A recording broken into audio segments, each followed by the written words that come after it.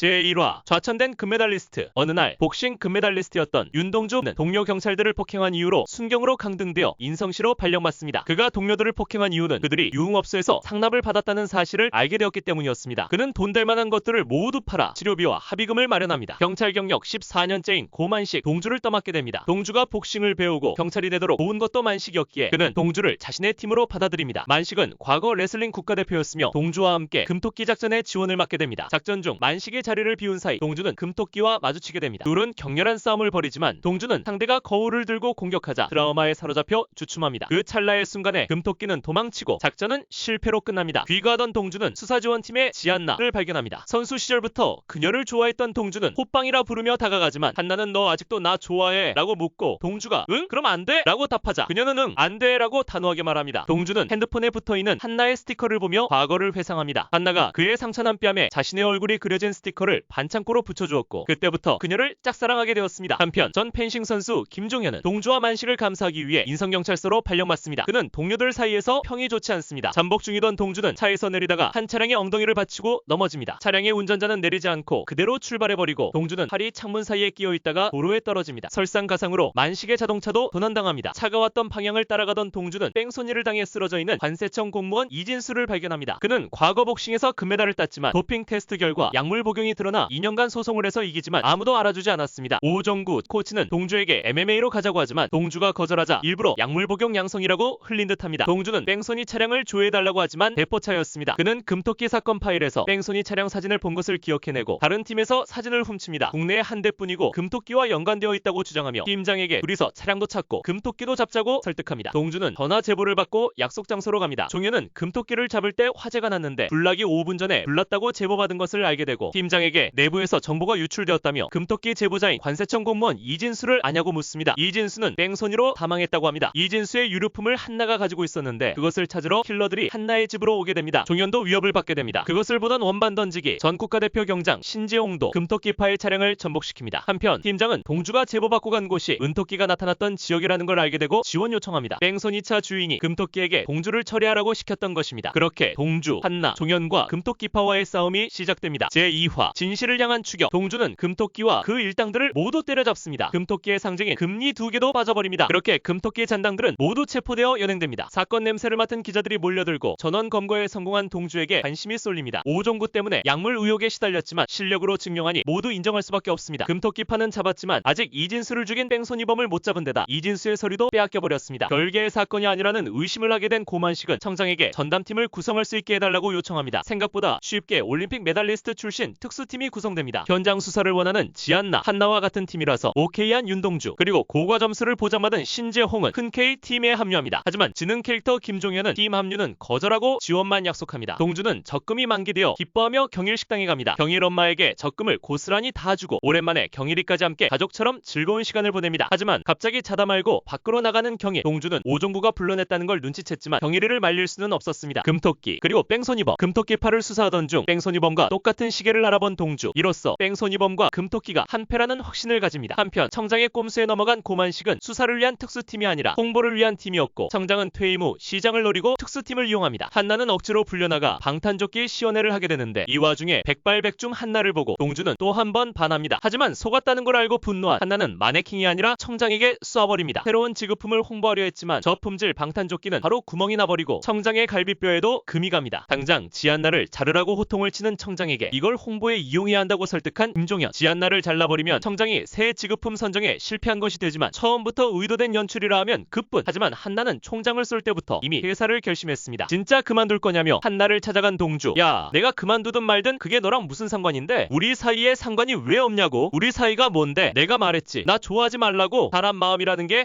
하지 말라고 되는 거 아니거든? 또 알아? 내가 내 매력에 푹 빠져서 날 좋아하게 될지.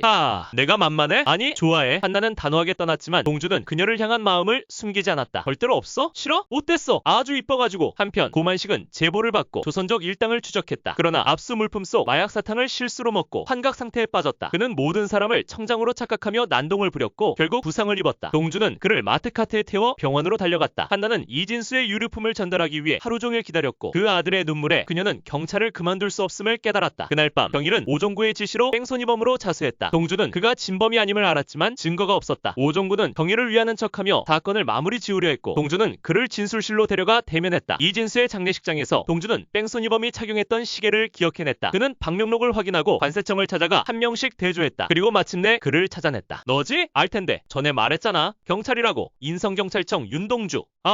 그새 잊었어요? 난 그쪽 기억하는데 똑똑히 이 뺑소니 새끼야. 이렇게 동주는 진실을 향해 한 걸음 더 나아갔다. 3화 예고편에서는 동주가 경일을 위해 동분서주하는 모습을 보여주었는데요. 어둠이 짙게 깔린 취조실. 이경일은 차가운 형광등 아래에서 고개를 숙인 채 앉아있다. 그의 손목에는 수갑이 채워져 있고 얼굴에는 피로와 혼란이 뒤섞인 표정이 떠나지 않는다. 동주의 날카로운 질문에 경일은 침묵으로 일관한다. 그의 눈빛은 흔들리지만 입은 굳게 다물려 있다. 동주는 다시 한번 묻는다. 한마디만 해. 네가 안 죽였다고. 경일은 여전히 말이 없다. 그의 침묵은 죄책감인지 억울함인지 아니면 그저 두려움 때문인지 알 수 없다. 한편 경찰 내부에서는 사건과 관련된 정보가 외부로 유출되었다는 소문이 돌기 시작한다. 고만식은 이 사건이 단순한 살인사건이 아님을 직감하고 특수팀을 구성하여 진실을 파헤치기로 결심한다. 수사가 진행될수록 경일의 억울함을 주장하는 목소리와 그를 범인으로 지목하는 증거들이 엇갈리며 갈등이 고조된다. 경일은 공개적으로 응원을 받으며 압박감을 느끼고 지안나는 마지막 순간을 맞이한 상황에서 냉철한 머리와 뜨거운 가슴의 균형을 유지하려 애쓴다. 머리는 차갑게, 가슴은 뜨겁게.